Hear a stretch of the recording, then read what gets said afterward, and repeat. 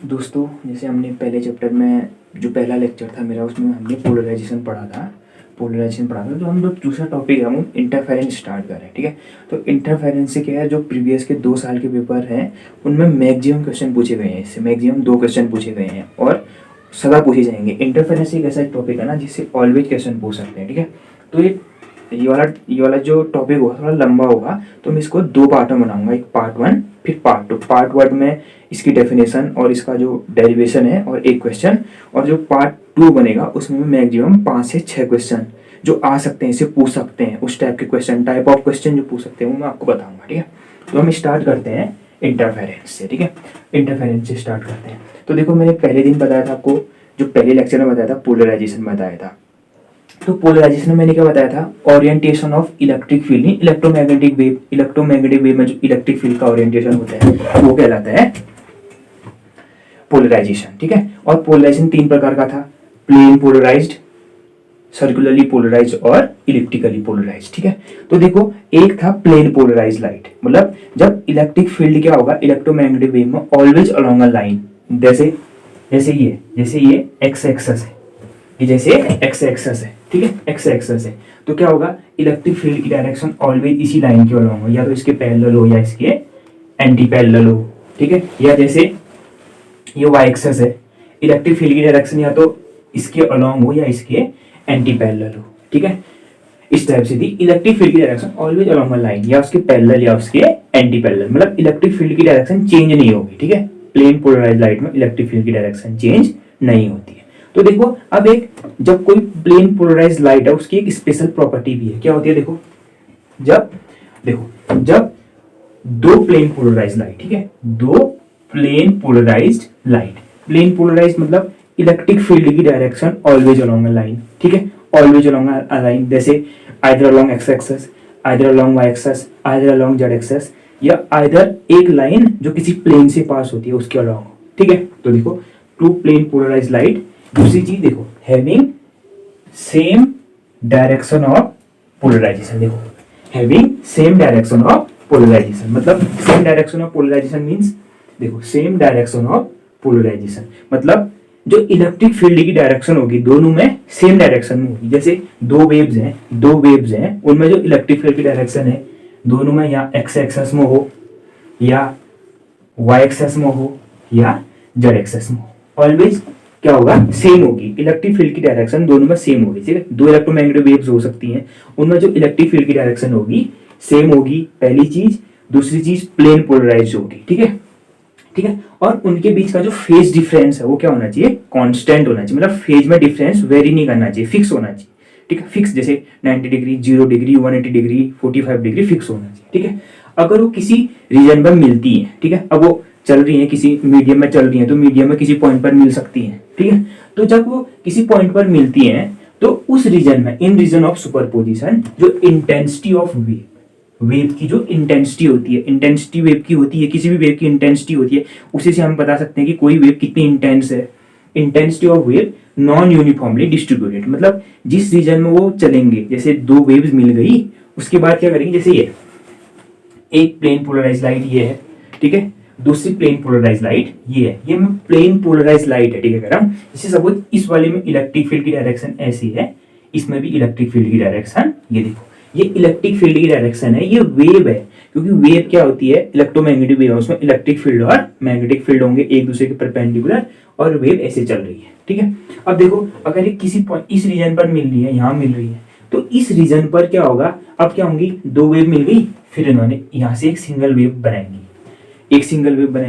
अब ये single wave क्या होगी, कहीं पर इसकी इंटेंसिटी मैक्सिमम हो सकती है, कहीं पर मिनिमम हो सकती है, कहीं पर 0 हो सकती है। ठीक है, तो इंटेंसिटी क्या होगी, नॉन यूनिफॉर्मली डिस्ट्रीब्यूट होगी ना, तो इसी प्रॉपर्टी को क्या कहते हैं हम, interference of light.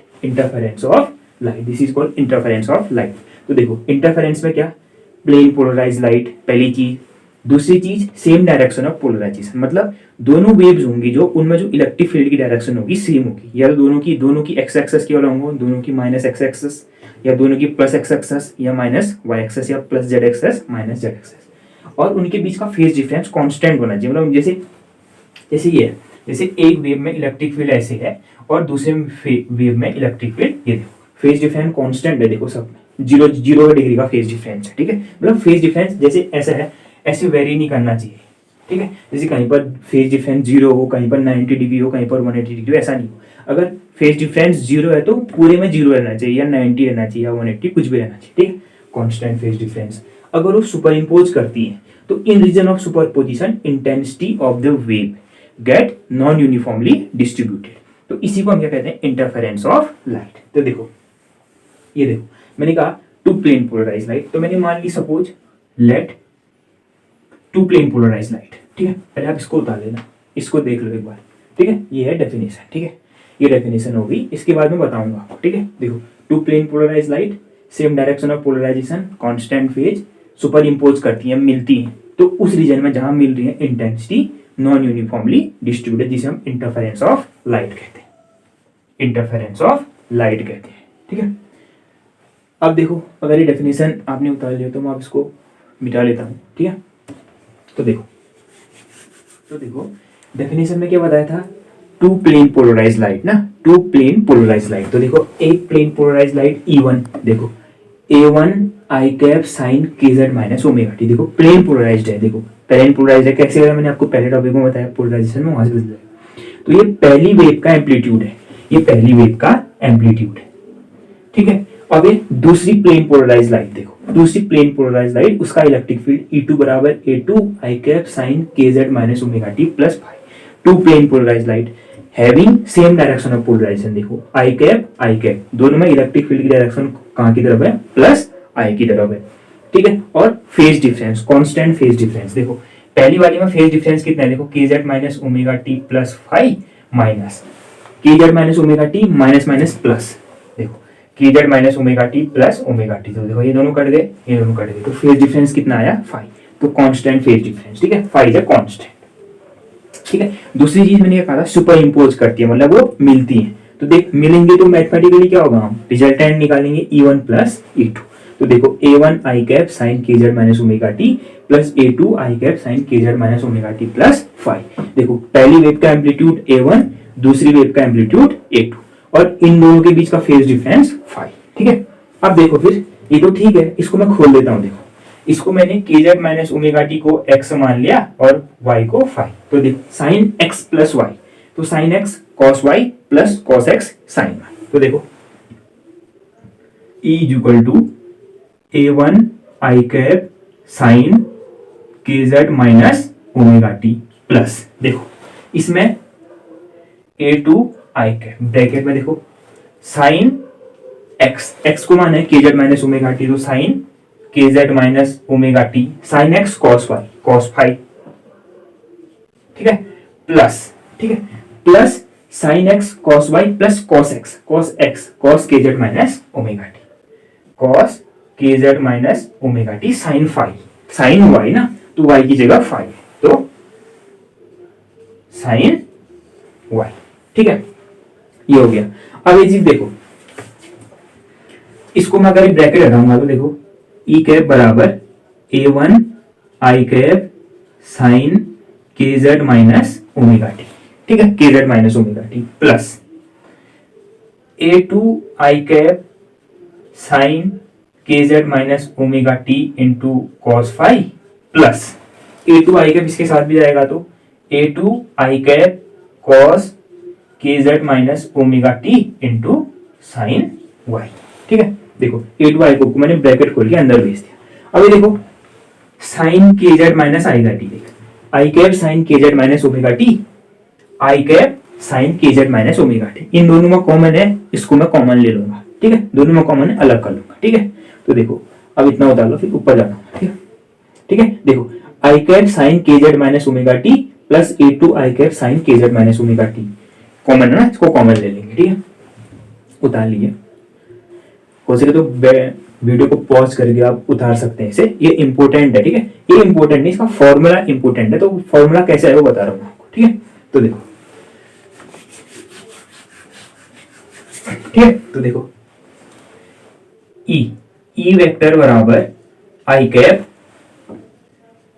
Sign KZ minus omega t मैंने कॉमन ले लिया, तो देखो क्या बचा, A1 यहां से बचा A1 और यहां से बचा A2 cos phi, A1 plus A2 cos phi, ठीक है, इसको ऐसे लिख लो, plus A2 I cap cos K Z minus omega T into sine phi, ये साइन फाई है, ठीक है, साइन फाई।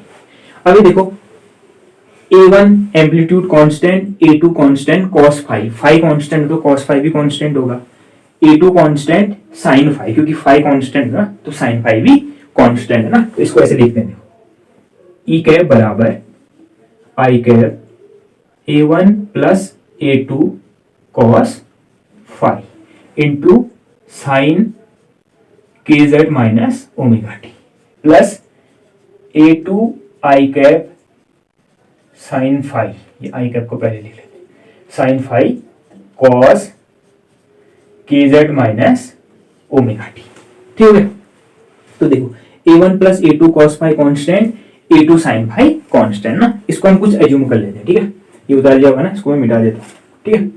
तो देखो, ठीक है, तो देखो मैंने कहा let A1 plus A2 cos phi is equal to A sine theta, कोई नया कांस्टेंट ले लिया, देखो A1 plus A2 cos phi को मैंने एक नया कांस्टेंट A साइन थीटा ले लिया, उसी प्रकार से A2 साइन फाई ये बराबर मैंने ले लिया A कॉस थीटा, अभी पता चलेगा क्यों ले रहा है, ठीक है, देखो A कॉस थीटा, ठीक है, कांस्टेंट है, नया कांस्टेंट मैं अज्यूम कर सकता हूं, वैसे भी अज्यूम कर रखा है, ठीक है। अभी देखो, अब इसको अगर इसमें पुट करूं, मैं इनकी वैल्यू जिस इक्वेशन में पुट करूं तो ये हो जाएगा, देखो E बराबर आई कैप A, रुकिए sorry A1 plus A2 cos phi को A कॉस थीटा, इसको लेंगे हम A कॉस थीटा, ठीक है, A1 plus A2 cos phi को A कॉस थीटा और A2 साइन फाई को A sine theta, A sine theta, ठीक है। सॉरी थोड़ा मैं कंफ्यूज हो गया था, ये A1 plus A2 cos phi को A कॉस थीटा और A2 साइन फाई को, ठीक है, A2 साइन फाई को A साइन थीटा, ठीक है, A2 साइन फाई को A साइन थीटा, थोड़ा ही गलत हो गया, ठीक है, A cos theta A sine, अब रखो तो A1 plus A2 cos phi की जगह A कॉस थीटा साइन के Z minus omega T plus I cap A2 sine phi को A साइन थीटा, ठीक है, A साइन थीटा, थोड़ा गलत हो गया था, देख लेना, A sine theta cos K Z minus omega T. अभी देखो फिर ये देखो, ठीक है, अब देखो इसको मैं थोड़ा सही करूंगा, देखो ई वेक्टर बराबर आई कैप ए, देखो आई कैप ए दोनों में कॉमन है, कॉमन ले लिया मैंने, देखो मैंने पहले साइन को ले लिया, साइन के Z minus omega T into cos theta plus cos K Z minus omega T into sine theta, ठीक है। देखो आई कैप ए दोनों में कॉमन ले लिया, इसको मैंने उल्टा लिख लिया, साइन के Z minus omega T into cos theta plus cos K Z minus omega T into sine theta. तो देखो sine x cos y plus cos x sine y, देखो एक्स क्या है, K Z minus omega t theta y, तो देखो ये x ये y, तो देखो sine x cos y plus cos x sine y क्या होता है, sine x plus y, sine x cos y plus cos x sine Y, तो ये क्या हो जाएगा, देखो ई वेक्टर बराबर आई कैप ए, ठीक है, आई कैप ए साइन के Z minus omega T plus theta. तो देखो दो वेव इंटरफियर की प्लेन पोलराइज लाइट किसी रीजन में मिली, फाइनल वेव ये हो गई, ठीक है, फाइनल वेव क्या हो गई हमारी, आई कैप ए साइन के Z minus omega T plus theta, देखो थीटा एक नया कांस्टेंट है, ठीक है, थीटा है, तो देखो ये क्या है, एम्पलीट्यूड ऑफ फाइनल वेव, जो फाइनल वेव बनी ना, जो फाइनल वेव बनी इन दोनों को मिलकर जो फाइनल वेव बनी इलेक्ट्रिक फील्ड, उसका एम्पलीट्यूड है ए, ठीक है। अब हमको ये निकालना है ए, यहीं से क्वेश्चन पूछने हैं ए से, ठीक है, ये समझिए ना, देखो ये फाइनल वेव का एक्सप्रेशन है, ठीक है, जहां पर ए क्या है, एम्पलीट्यूड ऑफ फाइनल वेव और ये थीटा है उसका फेज है, ठीक है। तो देखो ये देखो ये इक्वेशन 1 मान लिया हमने, ये इक्वेशन 2, ठीक है, ये देख लो आप, ये कर लो, ठीक है। तो देखो आप देखो ऐसा करते हैं, आप क्या करते हैं, मुझे ए निकालना है ना, फाइनल वेव का एम्पलीट्यूड। देखो फाइनल वेव हमारी, ये भी कर लिया होगा आपने, देखो देखो फाइनल वेव है हमारी ई वेक्टर बराबर आई कैप ए साइन के Z minus omega T plus theta. ठीक है, फाइनल वेव हमारी क्या ई वेक्टर बराबर आई कैप ए साइन के Z minus omega T plus theta. Final wave हमारी ये। अब मुझे निकालना है फाइनल वेव का एम्पलीट्यूड। ठीक है, एम्पलीट्यूड निकालना है। तो देखो इसको कैसे निकालेंगे हम, देखो a1 plus A two cos phi बराबर ए कॉस थीटा, यहां से निकालेंगे। हम क्या करते हैं, देखो इक्वेशन 1 का स्क्वायर प्लस इक्वेशन 2 का स्क्वायर, इक्वेशन 1 का स्क्वायर प्लस इक्वेशन 2 का स्क्वायर करते हैं। तो देखो इक्वेशन 1 का स्क्वायर करो, तो देखो इक्वेशन 1 प्लस इक्वेशन 2 का स्क्वायर, तो इनके लेफ्ट हैंड साइड का स्क्वायर और राइट हैंड का स्क्वायर उनको ऐड करेंगे। क्या a1 plus a2 cos phi. ठीक है, देखो a1 plus a2 cos phi का स्क्वायर प्लस देखो a2 square sine square phi. आप इन स्क्वायर करोगे फिर ऐड करोगे, फटाफट सीधे बता देना। ठीक है, यहां देखो a square cos square theta, देखो इक्वेशन 1 का स्क्वायर प्लस इक्वेशन 2 का राइट हैंड साइड ए स्क्वायर साइन स्क्वायर थीटा। अब वैसे करना, वैसे भी वही निकलेगा। ठीक है, अब इसको खोल लेते हैं। ठीक है, देखो a1 square plus a2 square cos square phi plus 2a1 a2 cos phi plus a2 square sine square phi equal to, इन दोनों में से कॉमन ले लो तो a स्क्वायर कॉमन ले लिया तो cos square theta plus sine square theta. ठीक है, ये थीटा है यहाँ फाई है, तो देखो cos square phi sine square phi a2 square common ना, तो देखो a1 square plus a2 square cos square phi plus sine square phi. ठीक है, plus 2a1 a2 cos phi is equal to देखो a स्क्वायर, क्यों sine square theta plus cos square theta को, या cos square theta plus sine square theta 1। वैसे ही cos square phi plus sine square phi, sine square phi plus cos square phi 1 होता है। तो देखो a1 square plus a2 square plus 2a1 a2 cos phi बराबर a square. ठीक है, अब मैं इसको यहां ले जा रहा हूं और दोनों साइड रूट कर दे रहा हूं। रूट करूंगा तो क्या होगा, देखो a बराबर under root a1 square plus a2 square plus 2a1 a2 cos phi. ठीक है, तो देखो a1 square plus a2 square plus 2a1 a2 cos phi equal to a square है ना, तो मैंने a स्क्वायर में से अंडर a स्क्वायर हटाया तो यहाँ रूट आएगा, फिर मैं इसको यहाँ लिख रहा हूँ, इसको यहाँ लिख रहा हूँ। तो देखो ठीक है, तो देखो मेरा क्या है, देखो a स्क्वायर बराबर है a1 square plus a2 square plus 2a1 a2 cos phi. ठीक हो गया, देखो अब मुझे a निकालना है तो इसका मैंने रूट कर लिया, या e स्क्वायर हटाया तो यहाँ रूट आएगा ना, तो देखो ये। ठीक है, ये कैसे क्या बदल लिया ना, तो देखो ठीक है, ठीक है, a1 square plus a2 square plus 2a1 a2 cos phi. तो देखो मेरी फाइनल वेव क्या थी, ई कैप बराबर आई कैप ए साइन के Z minus omega T plus theta. तो देखो ये क्या था, फाइनल वेव का amplitude a which is equal to root a1 square plus a2 square plus 2a1 a2 cos phi. तो जो फाइनल वेव का एम्पलीट्यूड है वो है रूट ऑफ फर्स्ट वेव का स्क्वायर प्लस नहीं फर्स्ट वेव की एम्पलीट्यूड का स्क्वायर प्लस दूसरी वेव की एम्पलीट्यूड का square plus 2 into a1 a2 into cos phi. Phi क्या था, जो फर्स्ट दो वेव से उनके बीच का फेज डिफरेंस। ठीक हो गया, तो देखो अब आपको कुछ नहीं करना है, बस आपको ये याद होना चाहिए। ठीक है, ये फाइनल वेव का एम्पलीट्यूड। ठीक है, तो देखो फाइनल वेव का एम्पलीट्यूड क्या है, फाइनल वेव का एम्पलीट्यूड है a बराबर अंडर रूट देखो a1 square plus a2 square plus 2a1 a2 cos phi.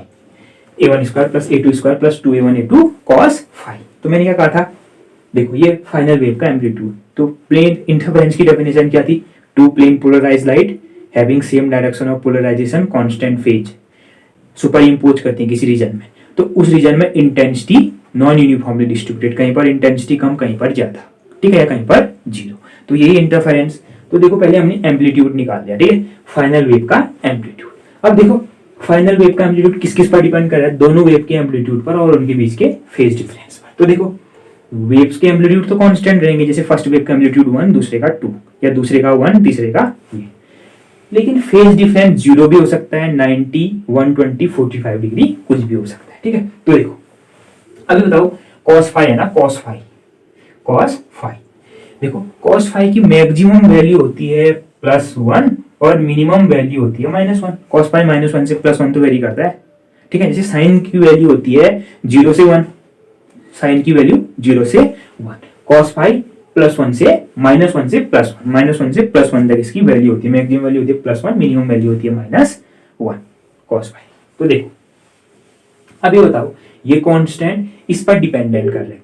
अब देखो यदि cos फाई की value maximum, if cos phi is maximum, ठीक है, maximum cos phi is maximum, तो मैक्सिमम वैल्यू कितनी होती है cos की 1 +1। If cos phi is maximum तो cos फाई की मैक्सिमम वैल्यू +1। तो देखो cos फाई की maximum value +1, this implies that phi is equal to cos inverse +1। तो यहां से फाई निकल जाएगा, देखो cos इनवर्स +1 2n पाई। देखो cos 0, देखो वेयर n बराबर क्या होगा, n बराबर 0 1 2 3 कुछ भी हो सकता है, ठीक है। तो देखो cos 0 2 पाई 4 पाई 6 पाई 8 पाई 9 पाई कुछ भी 0, देखो क्या होता है +1 होता है। cos 0, cos n की वैल्यू 0 रखूंगा तो 0, तो cos 5, cos 0 की वैल्यू 1 रखूंगा तो 2 पाई, cos 2 पाई की वैल्यू +1, 2 रखूंगा तो 4 पाई हो जाएगा ना, 2 इंटू 2 4 इंटू पाई, यार होगी तो 4 पाई, cos 4 पाई की वैल्यू +1। तो देखो जब cos 5 बराबर +1 होगा तो 5 बराबर 2n पाई, ठीक है। तो देखो जब दो वेव थी वो प्लेन पोलराइज लाइट, उनके बीच का फेज डिफरेंस 5 बराबर क्या 0 2 पाई 4 पाई 8 पाई 10 पाई 100 पाई 1000 पाई कुछ भी हो, तो एम्पलीट्यूड क्या होगा, मैक्सिमम होगा। ये बहुत इंपॉर्टेंट है, ये आ सकता है कब, जब दो वेव जो इंटरफेयर कर रही है, मिल रही है, उनके बीच का फेज डिफरेंस 2n पाई का इंटीग्रल मल्टीपल हो ना, 2n पाई, इतना नहीं कहने से 2n पाई का इंटीग्रल मल्टीपल हो, 2n pi where n is equal to 0 1 2 3, ठीक है, प्लस वैल्यूज माइनस वैल्यूज, हाँ माइनस वैल्यू भी हो सकती है, -1 -2 -3, ठीक है, 0 1 2 3 का हो या -1 -2 -3, क्योंकि cos -2 पाई -cos 4 पाई -6 पाई सब इनकी वैल्यू भी प्लस ही होती है।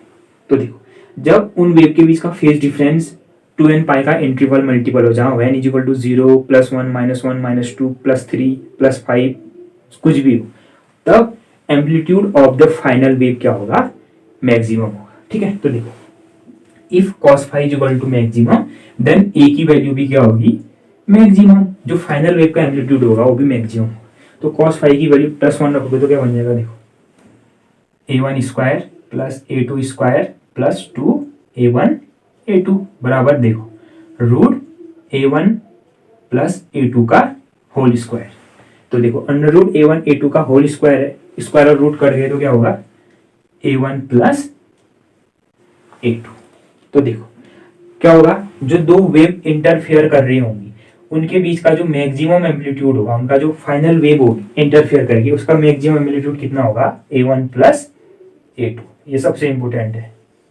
देखो पहली वेव का एम्पलीट्यूड प्लस दूसरी वेव का एम्पलीट्यूड a1 प्लस a2, जो फाइनल वेव होगी उसका एम्पलीट्यूड, मैक्सिमम एम्पलीट्यूड कितना होगा, a1 प्लस a2, ठीक है।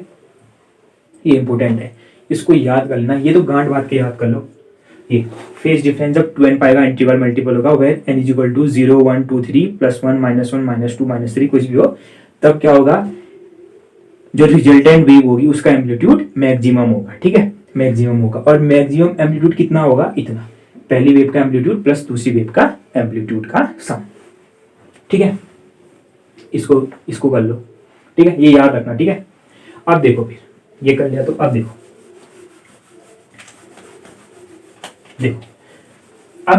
मिनिमम एम्पलीट्यूड कब होगा, यदि cos फाई की मिनिमम वैल्यू -1 होती है, -1 से नीचे नहीं होती ना, -1 और +1 के बीच में वेरी करती है, तो मिनिमम वैल्यू देखो, इफ cos फाई की वैल्यू क्या हो, मिनिमम हो। कॉस फाइव की मिनिमम वैल्यू कितनी होती है, -1। कॉस की मिनिमम वैल्यू -1 होती है, ठीक है। तो देखो implies that phi is equal to cos inverse -1। तो यहाँ से फाइव बराबर 2n+1 इंटू पाई।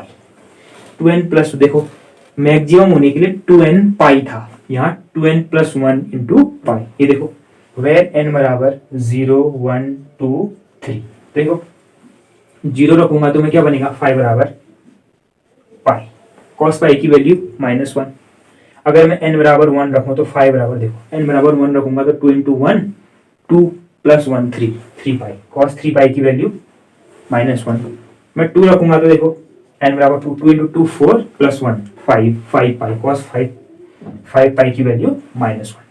तो उनके बीच में जब फेज डिफरेंस कितना हो, पाई हो, 3 पाई हो, 5 पाई, 7 पाई, 9 पाई, 11 पाई, या -पाई, -3 पाई, -5 पाई, -7 पाई, तब क्या होगा, उनके बीच का फेज डिफरेंस क्या होगा, मिनिमम होगा, और amplitude of the final wave minimum होगा। देखो जब उनके बीच का जो फेज डिफरेंस है ना, वो 2n+1 इंटू पाई का इंटीग्रल मल्टीपल हो, तब जो फाइनल वेव होगी उसका एम्पलीट्यूड मिनिमम होगा, ठीक है, मिनिमम होगा, ठीक है, याद रखना 2n+1 पाई का इंटीग्रल मल्टीपल, इसको तो याद करना पक्का, ये पूछ सकता है, इंपॉर्टेंट है। देखो जब फेज डिफरेंस 2n पाई का इंटीग्रल मल्टीपल था, वेयर n = 0 1 2 3 4 5, तो फेज डिफरेंस क्या था, तब फाइनल वेव का एम्पलीट्यूड मैक्सिमम।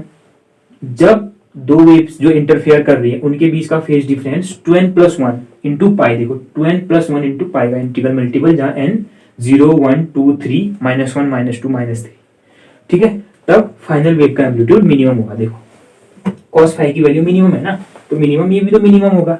तो देखो cos फाई की मिनिमम वैल्यू कितनी होती है, -1 रखो, तो a मिनिमम, देखो a1² प्लस a2² -1 रखोगे तो क्या होगा, 2a1a2 इंटू -1, तो मतलब -2a1a2। तो देखो मिनिमम वेव का एम्पलीट्यूड बराबर √a1 माइनस a2 का स्क्वायर। देखो a1² plus a2² -2a1a2 a है, ठीक है। तो देखो a मिनिमम बराबर स्क्वायर और रूट कट गए तो बराबर a1 माइनस a2। तो जो रिजल्टेंट वेव होगी उसका जो मिनिमम एम्पलीट्यूड होगा कितना होगा, a1 माइनस a2। बहुत इंपॉर्टेंट है, क्वेश्चन पूछ सकता है यहाँ से। पिछली बार इंटेंसिटी से पूछे थे, इस बार एम्पलीट्यूड से पूछ सकता है। पिछली बार जो पूछा था कि दो वेव्स के इंटेंसिटी दी थी, उनका रेशियो पूछ दिया था और कहा था calculate the maximum to minimum intensity का ratio.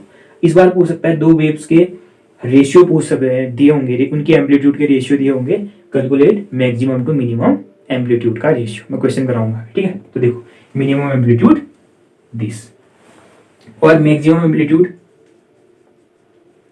a1 minus a1 plus a2। तो देखो दो वेव इंटरफेयर कर रही होंगी तो जो फाइनल वेव का एम्पलीट्यूड होगा वो मिनिमम होगा, कितना होगा, a1 माइनस a2। और कब होगा, जब phase difference 2n+1 into pi का इंटीग्रल मल्टीपल। दो वेव इंटरफेयर कर रही होंगी तो जो फाइनल वेव का एम्पलीट्यूड होगा वो मैक्सिमम होगा, कब, जब उनके बीच का फेज डिफरेंस 2n पाई का इंटीग्रल मल्टीपल हो, वेयर n 0 1 2 3 -1 -2 हो, और मैक्सिमम एम्पलीट्यूड कितना होगा, a1 प्लस a2, ठीक है। तो देखो a maximum upon a minimum, ठीक हो गया,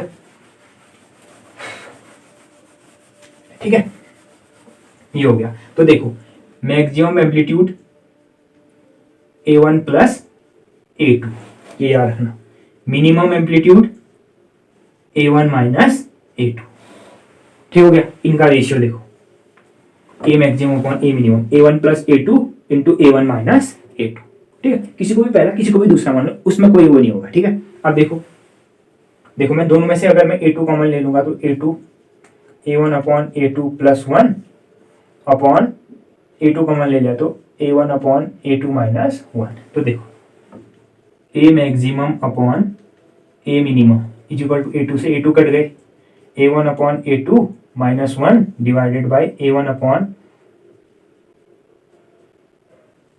a maximum upon a minimum का ratio a1 upon a2 plus 1 a1 upon a2 minus 1।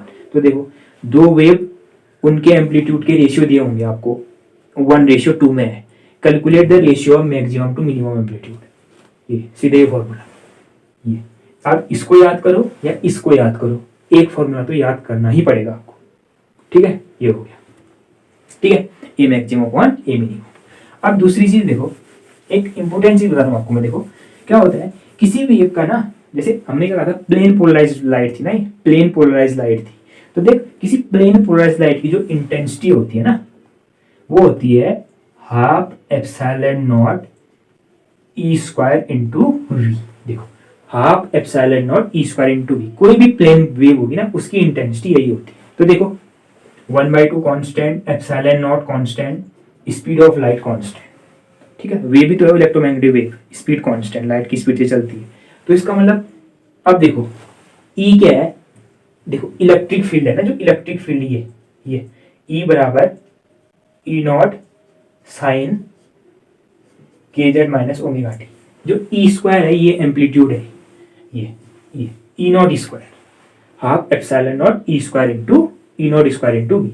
तो जो वेव होती है ना, फाइनल वेव या कोई भी वेव, उसकी एम्पलीट्यूड का स्क्वायर है, ठीक है। तो देखो, किसी भी वेव की जो इंटेंसिटी होती है प्रोपोर्शनल टू एम्पलीट्यूड का स्क्वायर, ये फॉर्मूला याद करना है।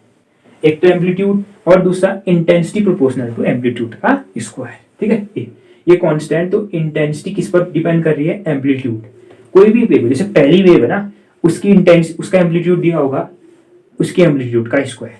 दूसरी वेव की इंटेंसिटी, उसके एम्पलीट्यूड का स्क्वायर, ठीक है। Intensity proportional to amplitude square, ये फॉर्मूला याद करना है बस। ये नहीं पूछेगा कभी, क्योंकि रेशियो देखना, कभी भी क्वेश्चन पूछता है तो रेशियो में पूछता है, क्योंकि ये नहीं दिया होता है ना उसने, खाली ये दिया होता है, ठीक है। तो देखो, इंटेंसिटी प्रोपोर्शनल टू एम्पलीट्यूड का स्क्वायर, ठीक है। तो देखो, पहली वेव का एम्पलीट्यूड क्या था, a1। पहली वेव का एम्पलीट्यूड a1 माना था ना हमने।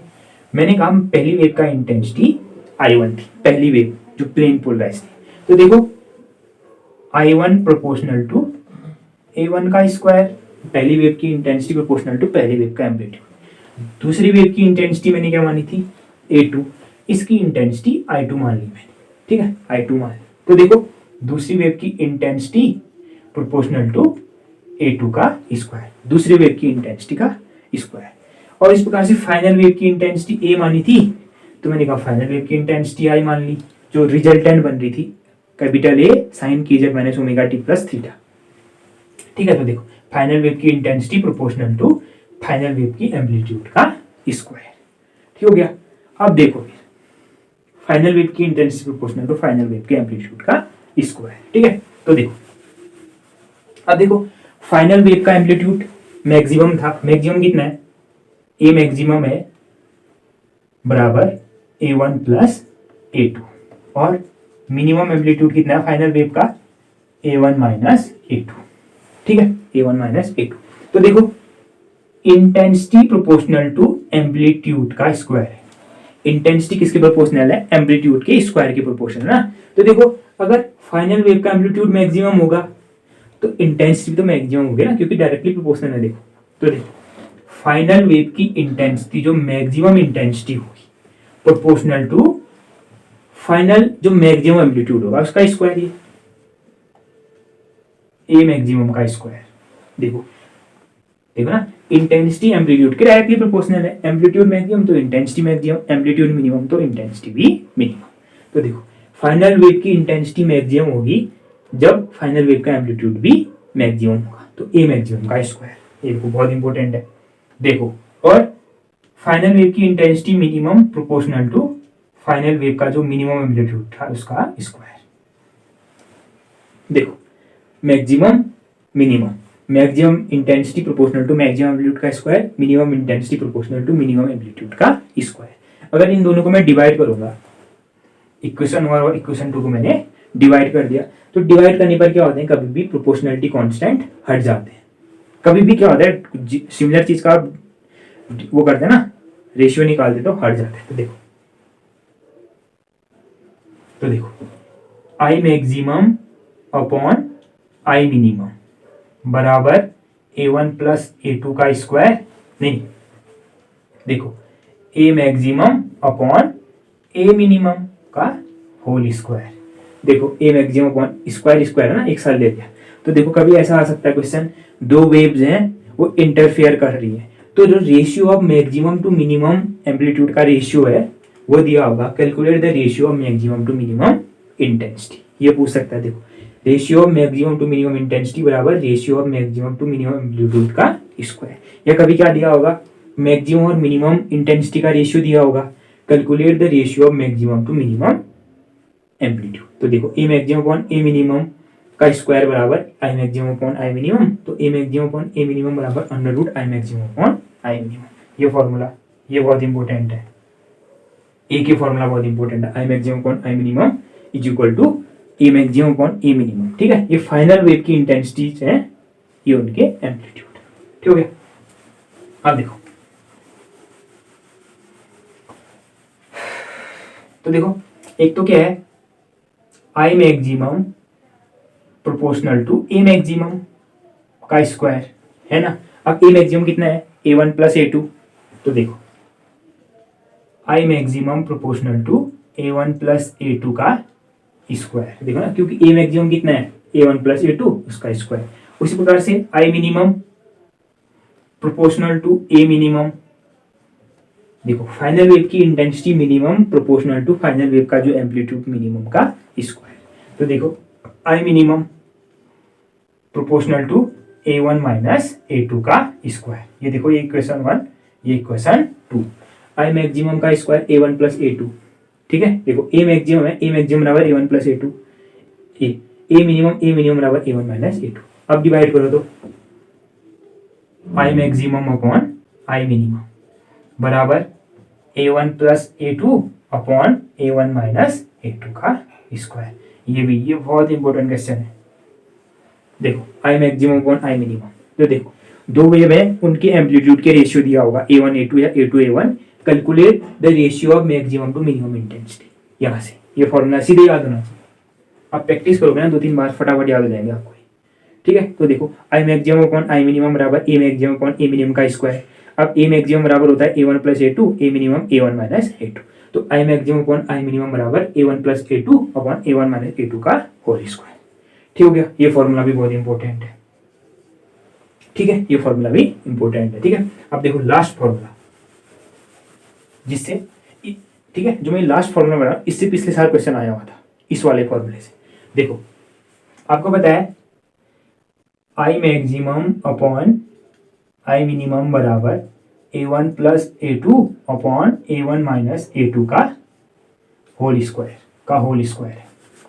ठीक है, देखो I maximum upon I minimum is equal to a1 plus a2 upon a1 minus a2 का होल स्क्वायर है। ठीक है, ये a1 plus a2 upon a1 minus a2 का होल स्क्वायर है। ठीक है, अब एक फॉर्मूला क्या होता है, इंटेंसिटी प्रोपोर्शनल टू एम्पलीट्यूड का square. Intensity proportional to amplitude का स्क्वायर होता है ना। तो देखो क्या होता है, देखो इंटेंसिटी प्रोपोर्शनल टू एम्पलीट्यूड का square, intensity proportional to amplitude का। तो मैंने पहली वेव की इंटेंसिटी क्या मानी थी I1, तो देखो I1 प्रोपोर्शनल टू पहली वेव के एम्पलीट्यूड का स्क्वायर। सेकेंड वेव की इंटेंसिटी I2 प्रोपोर्शनल टू उसके एम्पलीट्यूड का स्क्वायर। ठीक हो गया, तो यहां से देखो अगर हम प्रोपोर्शनलिटी कांस्टेंट को थोड़ी देर के लिए हटा दो, बराबर कुछ k मान लिया, k बराबर 1 रह गया, तो यहां से देखो a1 बराबर under root of I1, a1 बराबर अंडर रूट ऑफ I1। उसी प्रकार से ये देखो a2 का स्क्वायर बराबर I2, तो a2 बराबर अंडर रूट ऑफ I2 हो सकता है ना। देखो इंटेंसिटी प्रोपोर्शनल टू एम्पलीट्यूड, तो पहली वेव की इंटेंसिटी प्रोपोर्शनल टू पहली वेव की एम्पलीट्यूड का स्क्वायर। यहाँ से मैंने पहली वेव का एम्पलीट्यूड निकाल लिया, a1 बराबर under root I1। Second wave की एम्पलीट्यूड का स्क्वायर बराबर I2, तो सेकेंड वेव का एम्पलीट्यूड अंडर रूट I2। इस इक्वेशन में पुट कर लेते हैं। देखो I maximum upon I minimum बराबर under root I1 plus under root I2 upon under root I1 minus under root I2 का स्क्वायर। इससे 2018 में क्वेश्चन पूछा गया था इस वाले फॉर्मूले से। क्या कहा था, दो वेव के एम्पलीट्यूड इंटेंसिटी के रेशियो दिए हुए थे, calculate the ratio of maximum. देखो उसने ऐसा कहा था, दो waves having intensity ratio in the ratio 9:1, calculate the ratio of maximum to minimum intensity. ये फॉर्मूला बहुत इंपॉर्टेंट है, ये आप याद कर लेना। ठीक है, ये फॉर्मूला मैक्सिमम वैल्यू, ये 5 फॉर्मूले हैं। इनसे रिलेटेड जो क्वेश्चन है ना, क्योंकि वीडियो बहुत लंबी बन जाएगी, तो मैं इससे रिलेटेड जो क्वेश्चन है वो नेक्स्ट जो इसका लेक्चर होगा उसमें बताऊंगा।